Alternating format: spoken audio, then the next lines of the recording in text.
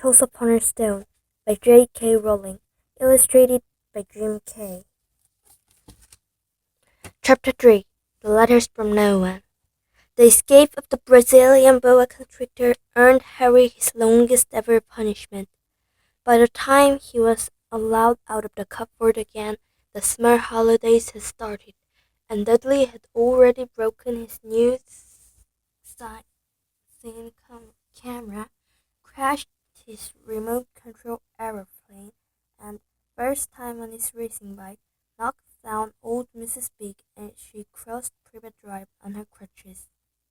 Harry was glad school was over, but there was no escaping Dudley's gang, who visited the house every single day. Pierce, Dennis, Malcolm, and Gordon were all big and stupid, but as Dudley was the biggest and stupidest of the lot, he was the leader. The rest of them were all quite happy to join in Dudley's favorite sport, Harry hunting. This was why Harry spent as much time as possible out of the house, wandering around and thinking about the end of the holidays, where he could see a tiny ray of hope. When September came, he would be going off to secondary school, and for the first time in his life, he wouldn't be with Dudley. Dudley had a place at Uncle Vernon's old school, Smeltings. Pierce Porkis was going there too. Harry, on the other hand, was going to Stonewall High, the local comprehensive. Dudley thought this was very funny. They stuff people's hats down the toilet first day at Stonewall, he told Harry. Want to come upstairs and practice? No thanks, said Harry. The four toilets never had anything as horrible as your head down it. It might be sick. Then he ran, before Dudley could work out what he said. One day in July, Aunt Petunia took Dudley to London to buy his Smeltings uniform, leaving Harry and Mrs. Biggs. Mrs. Biggs wasn't as bad as usual. It turned out she'd broken her leg tripping over one of her cats, and she didn't seem quite as fond of them as before. She let Harry watch television and gave him a bit of chocolate cake that tasted as though she'd had it for several years. That evening, Dudley paraded around the living room for the family in his brand new uniform. Smelting boys wore maroon tailcoats, orange knickerbockers, and black straw hats called boaters. They also carried knobbly sticks, used for hitting each other while the teachers weren't looking. This was supposed to be good training for later life. As he looked at Dudley in his new knickerbockers, Uncle Vernon said gruffly that it was the proudest moment of his life. Aunt Petunia burst into tears and said she couldn't believe it was the equal Dudleykins. He looked so handsome and grown up. Harry didn't trust himself to speak. He thought two of his ribs might already have cracked from trying not to laugh. There was a horrible smell in the kitchen next morning when Harry went in for breakfast. It seemed to be coming from a large metal tub in the sink. We went to have a look. The tub was full of what looked like dirty rags swimming in grey water. "What's this?" he asked Aunt Petunia.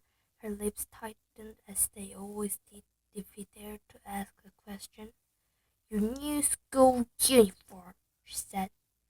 Harry looked in the bowl again. "Oh," he said, "I didn't realize it had to be so bad." "Don't be stupid," snapped Aunt Petunia. "I'm dyeing some of Dudley's old things gray for you. It'll look like It'll look just like everyone else's when I've finished." Harry seriously laughed at this, but thought it best not to argue. He sat down at the table and tried not to think about how he was going to look on his birthday high as Stonewall High, like he was wearing bits of old elephant skin, probably. Dudley and Uncle Vernon came in, both with wrinkled noses because of the smell from Harry's new uniform. Uncle Vernon often opened his newspaper as usual, and Dudley banged his smelting stick, which he carried everywhere, on the table. They heard the click of the letter box and flopped the letters on the doormat. "Get the post, Dudley," said Uncle Vernon from behind his paper. "Make Harry get it. Get the post, Harry. Make Dudley get it. Poke him with your smelting stick, Dudley." Harry dodged the smelting stick and went to get the post.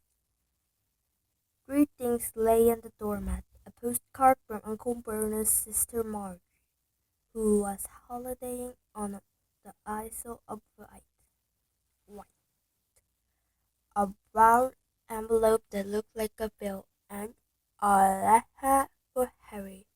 Harry picked it up and stared at it, his heart swaying like a giant elastic band. No one ever in his whole life had written to him. Who would? He had no friends, no other relatives. He didn't belong to the library, so he never even got rude notes asking for books back. Yet here it was, a letter, addressed so plainly there could be no mistake. Mr. H. Potter, the cupboard under the stairs, 4 Privet Drive, Little Winning, Surrey. The envelope was thick and heavy, made of yellowish parchment. The address was written in emerald green ink. There was no stamp. Turning the envelope over, he hand trembling. Harry saw a purple wax seal bearing a coat of arms, a lion, an eagle, a badger, and a snake surrounding a large letter H. "Hurry up, boy!" shouted Mr. Uncle Vernon from the kitchen. "What are you doing? Checking for letter bombs?" He chuckled at his own joke. Harry went back to the kitchen, still staring at his letter. He handed Uncle Vernon the bill and the postcard, sat down, and slowly began to open the yellow envelope. Uncle Vernon ripped open the bill, snorted in disgust, and flipped over the postcard. "Marge still," informed Miss Petunia. "Ain't a penny well." "Dad!" said Dudley suddenly. "Dad! Harry's got something. Harry's got something." Harry was on the point of unfolding his letter, which was written on the same heavy parchment as the envelope, when it was jerked sharply out of his hand by Uncle Vernon. "That's mine!" said Harry, trying to snatch it back. "Who'd be writing to you?" sneered Uncle Vernon, shaking the letter open with one hand and glancing at it. His face went from red to green faster than a set of traffic lights, and it didn't stop there. Within seconds it was the grayish white of old porridge. "Petunia!" he gasped. Dudley tried to grab the letter and read it, but Uncle Vernon held it high out of his reach. Aunt Petunia took it curiously and read the first line. For a moment it looked as though she might faint. She clutched her throat and made a choking noise. "Vernon! Oh my goodness! Vernon!" They stared at each other, seeming to have forgotten that Harry and Dudley were still in the room. Dudley wasn't used to being ignored. He gave his father a sharp tap on the head with his smelting stick. "I want to read that letter," he said loudly. "I want to read it," said Harry furiously. "As is mine." "Get out, both of you," croaked Uncle Vernon, stuffing the letter back inside its envelope. Harry didn't move. "I want my letter!" he shouted. "Let me see it!" demanded Dudley. "Out!"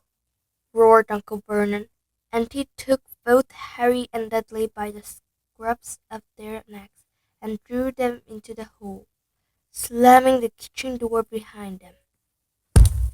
Harry and Dudley promptly had a furious but silent fight over who would listen at the keyhole. Dudley won, though Harry, his glasses dangling from one ear, lay flat on his stomach to listen at the crack between door and floor. "Burn it!" and Petunia was saying in a quivering voice. "Look at the address. How could they possibly know where he sleeps? You don't think they're watching the house? Watching, spying, maybe following us," muttered Uncle Vernon wildly. "But what should we do, Vernon? Should you write back? Tell them we don't want—" Harry could see Uncle Vernon's shiny black nose shoes pacing up and down the kitchen. "No," he said finally. "No, we'll ignore it. If they don't get an answer, yes, that's best. We won't do anything. But I'm not having one in the house, Petunia. Don't we, didn't we swear when you took him we'd stamp out the dangerous nonsense?" The evening when he got back from work, Uncle Vernon did something he'd never done before. Visited Harry in his cupboard. "Where's my letter?" said Harry, the moment Uncle Vernon had squeezed through the door. "Who's writing to me?" "No one. It was addressed to you by mistake," said Uncle Vernon shortly. "I have burned it." "It was not a mistake," said Henry angrily. "It had my cupboard on it." "Silence!" yelled Uncle Vernon, and a couple of spiders fell from the ceiling. He took a few deep breaths and then forced his face into a smile, which looked quite painful. Yes, Harry, about this cupboard. Your aunt and I have been thinking. You're really getting a bit big for it. We think it might be nice if you moved into Dudley's second bedroom." "Why?" said Harry. "Don't ask questions!" snapped his uncle. "Take this stuff upstairs, now!" The Dursleys' house had 4 bedrooms, one for Uncle Vernon and Aunt Petunia, one for visitors, usually Uncle Vernon's sister Marge, one where Dudley slept, and one where Dudley kept all the toys and the things that wouldn't fit into his first bedroom. It only took Harry one trip upstairs to move everything he owned from the cupboard to this room. He sat down on the bed and stared around him. Nearly everything in here was broken. The mount-old ceiling camera was lying on top of a small working tank Dudley had once driven over next door's dock. In the corner were Dudley's first ever television set, which he'd put his foot through when his favorite program had been cancelled. There was a large bird cage which had once held a parrot that Dudley had swapped at school for a real air rifle, which was up on a shelf with the end all bent because Dudley had sat on it. Other shelves were full of books. They were the only things in the room that looked as though they'd never been touched. From downstairs came the sound of Dudley falling at his mother. "I don't want him there! I need that room! Make him get out!" Harry sighed and stretched out on the bed. Yesterday he'd had given anything to be off here. Today he'd rather be back in his cupboard with that letter than up here without it. Next morning at breakfast, everyone was rather quiet. Dudley was in shock. He screamed, whacked his father with his smelting stick, been sick on purpose, kicked his mother, and thrown his tortoise through the greenhouse roof, and he still didn't have his room back. Harry was thinking about this time about this time yesterday, and Peter really wishing he'd opened the letter in the hole. Uncle Vernon and Aunt Petunia kept looking at each other darkly. When the post arrived, Uncle Vernon, who seemed to be trying to be nice to Harry, made Dudley go and get it. They heard him banging things with his melting stick all the way down the hall. Then he shouted, "There's another one! Mr. H. Potter, the smallest bedroom, 4 Privet Drive." With a strangled cry, Uncle Vernon leapt from his seat and ran down the hall, Harry right behind him. Uncle Vernon had to wrestle Dudley to the ground to get the letter from him, which was made difficult by the fact that Harry had grabbed Uncle Vernon around the neck from behind. After a minute of confused fighting, in which everyone got hit by a lot by the smelting stick, Uncle Vernon straightened up, gasping for breath, with Harry's letter clutched in his hand. "Go to your cupboard, I mean your bedroom," he wheezed at Harry. "Dudley, go. Just go." Harry walked round and round his new bedroom. Someone knew he had moved out of his cupboard,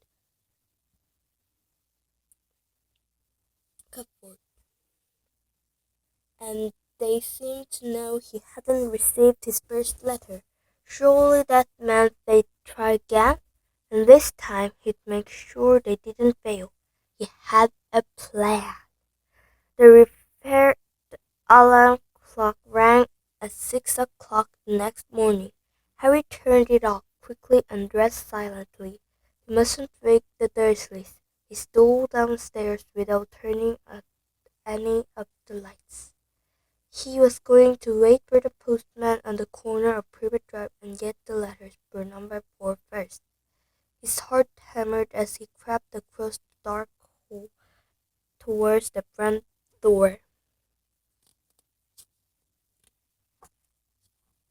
"Ah!" Harry leapt into the air. He'd trodden on something big and squashy on the doormat. Something alive. Lights clicked on upstairs, and to his horror, Harry realized that the big squashy something had been his uncle's face.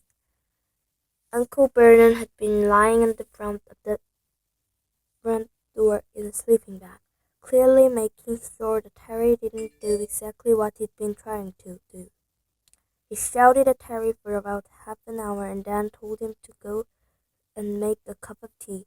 Harry shuffled miserably off into the kitchen, and by the time he got back, the post had arrived, right into Uncle Vernon's lap. Harry could see 3 letters addressed in green ink. "I want," he began, but Uncle Vernon was tearing the letters into pieces before his eyes. Uncle Vernon didn't go to work that day. He stayed at home and nailed up the letter box. "See," he explained to Aunt Petunia through the mouthful of nails. "If they can't deliver them, they'll just give up." "I'm not sure that'll work, Vernon." "Oh, these people's minds work in strange ways, Petunia.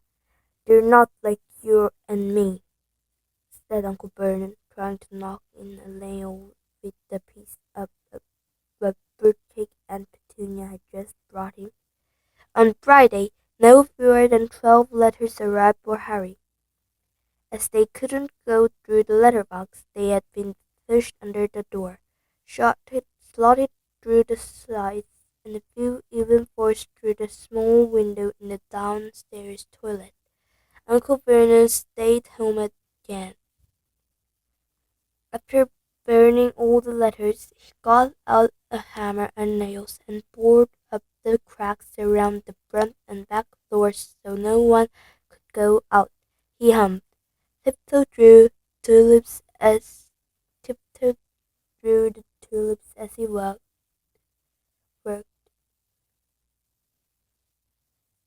and jumped at small noises. On Saturdays, began to get out of hand. 24 letters to Harry found their way through the house, rolled up and hidden inside each of the 2,000 eggs that their very confused milkman had handed Aunt Petunia through the living room window, while Uncle Vernon made furious telephone calls to the post office and the dairy, trying to find someone to complain to. Aunt Petunia shredded the letters in her food mixer. "Who on earth wants to talk to you this badly?" Dudley asked Harry in amazement.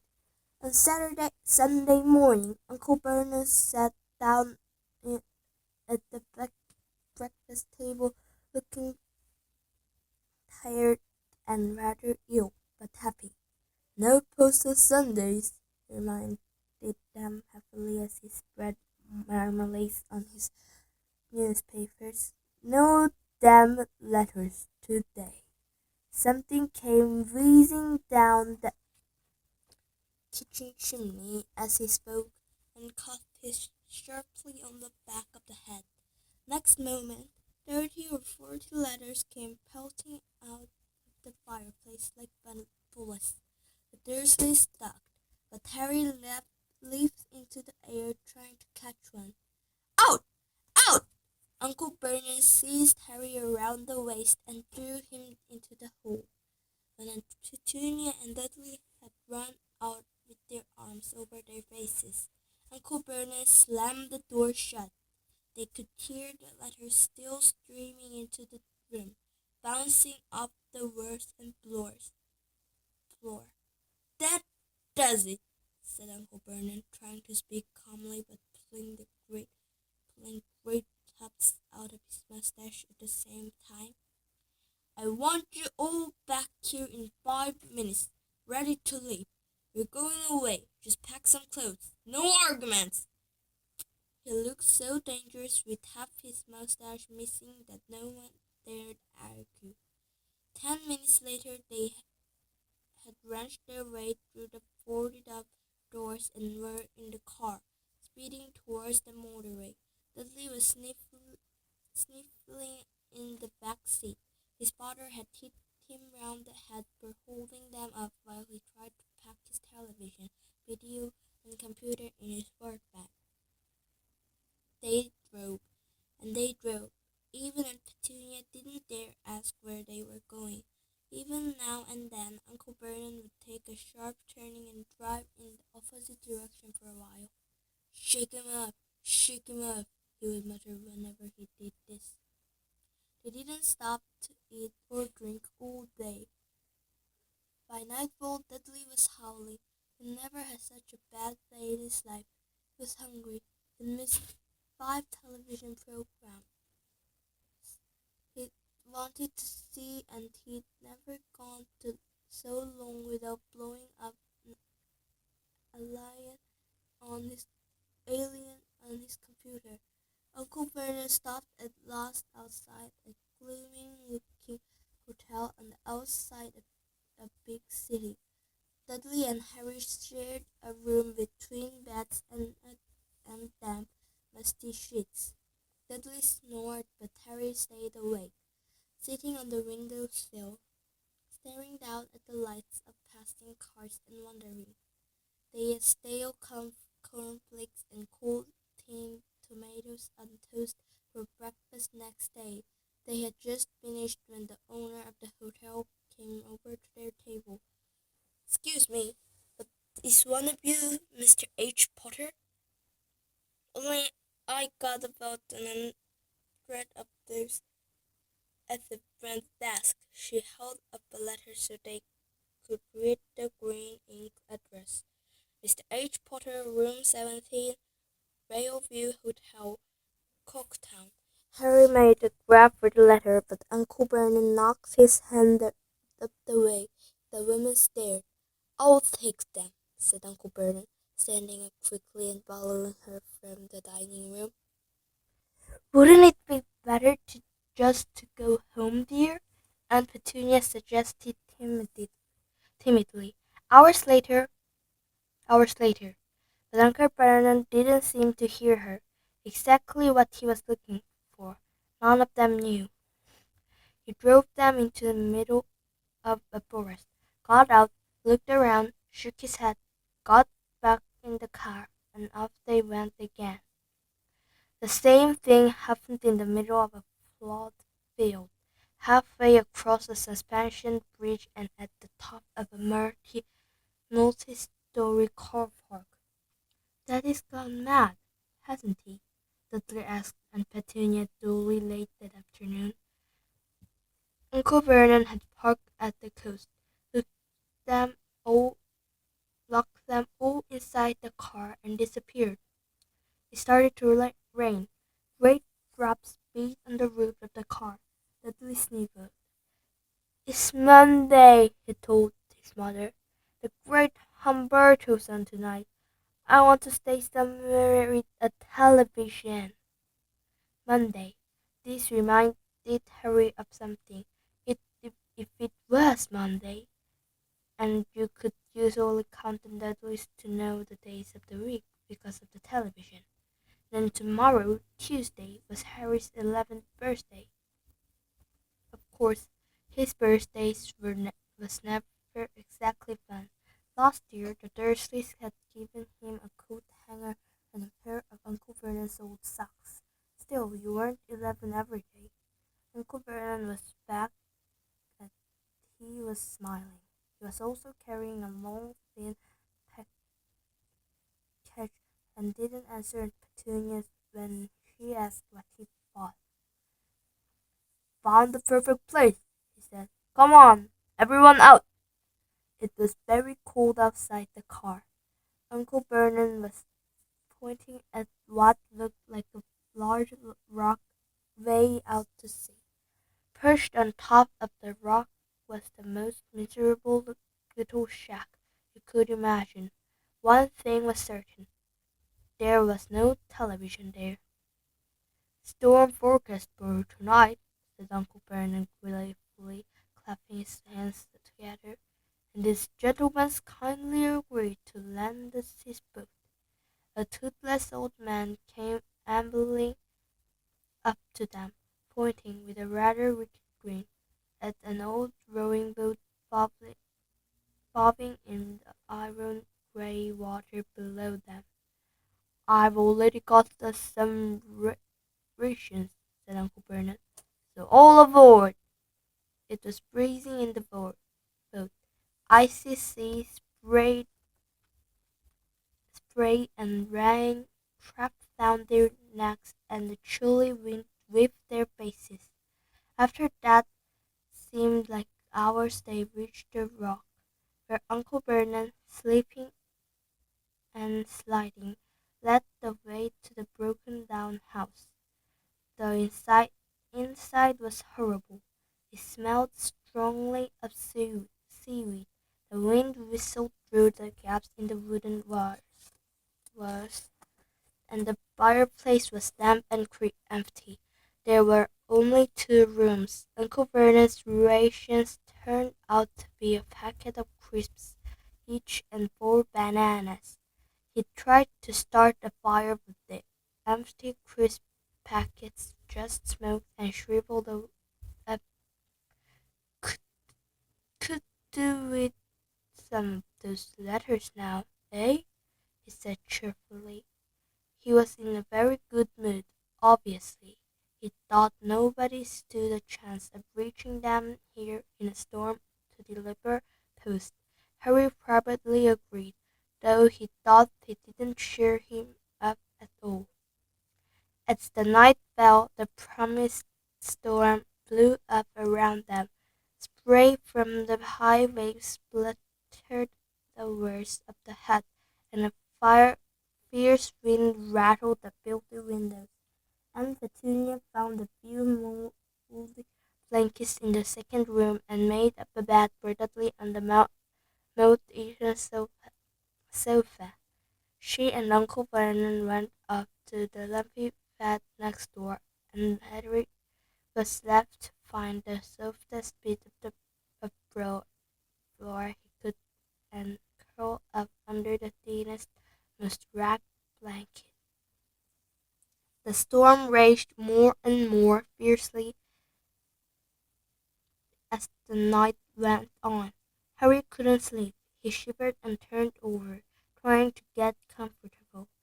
His stomach rumbled with hunger. Dudley's snores were drowned by the rolls of thunder that started near midnight.